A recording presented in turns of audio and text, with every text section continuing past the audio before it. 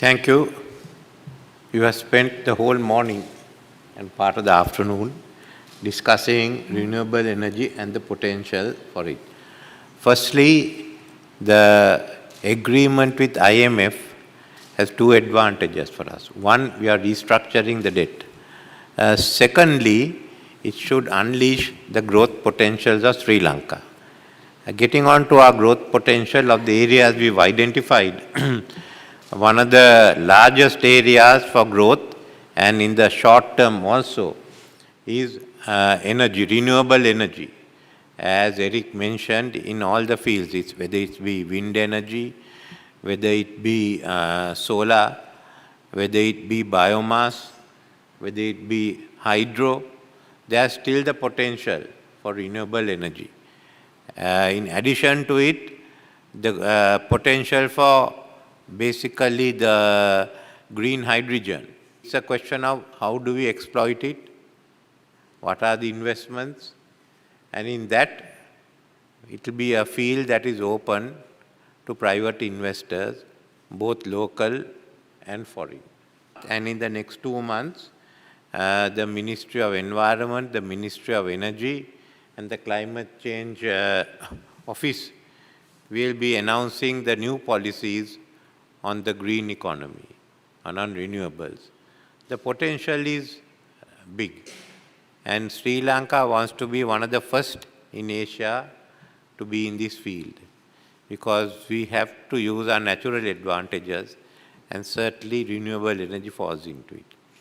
You all are those who have had the experience of investing in green energy projects.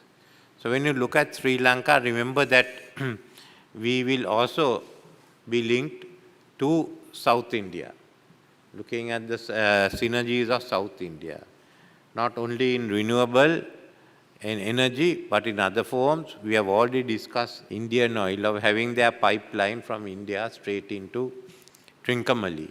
But we also see Trincomalee as a potential port for green hydrogen. That's the closest port to the north, which has the bulk of green hydrogen, renewable energy, wind power in Sri Lanka.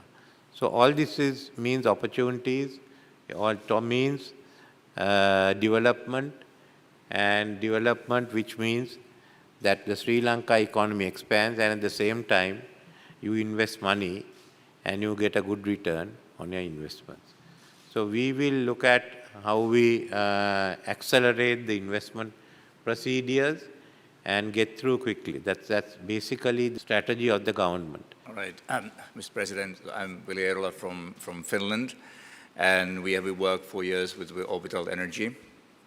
And we are kind of, thanks of the IMF deal, we are now back in talks also with the Finnish government.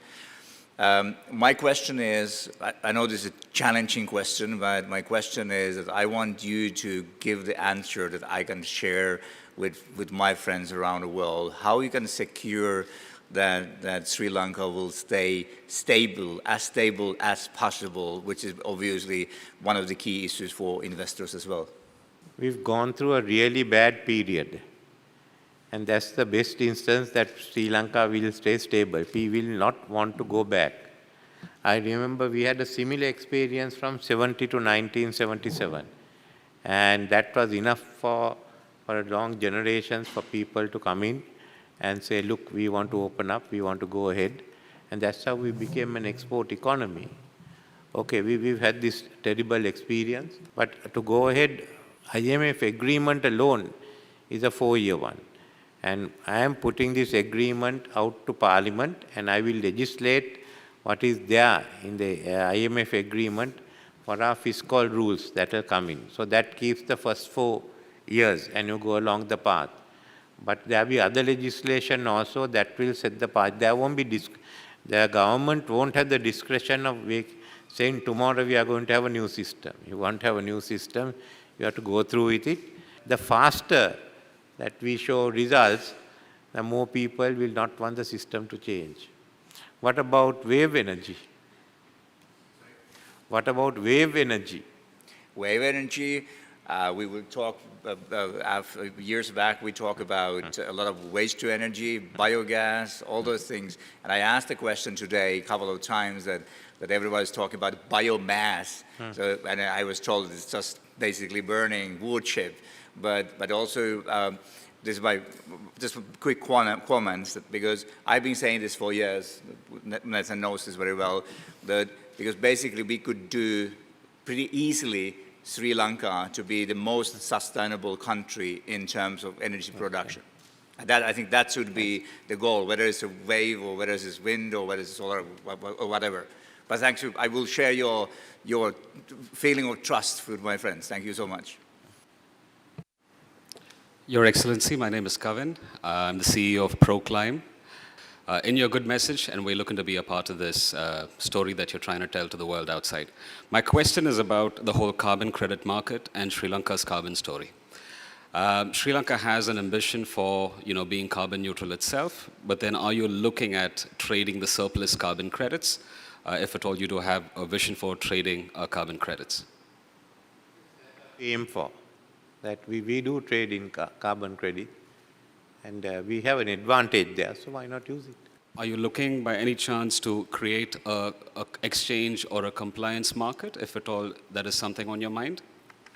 Something we are talking about, how we do it, whether Sri Lanka would be viable or whether look elsewhere, but it's in our minds, yes. I think it requires razor-sharp focus of facilitation by the government to make such partnerships where trust is built. I think best is for you all to tell us what exactly should be the procedures and what is the business environment to expect, because we can, if necessary, bring in legislation which will govern the renewable energy sector and the green economy. So it may be best to lay down the rules, and we can pass separate legislation governing that. We want to be one of the first countries in this field, and therefore we must have the legal framework to go in and the administrative framework. I'm with ProClimb, and I'm the climate change advisor. And first off, I would like to commend the government for its innovative climate initiatives that were presented this morning.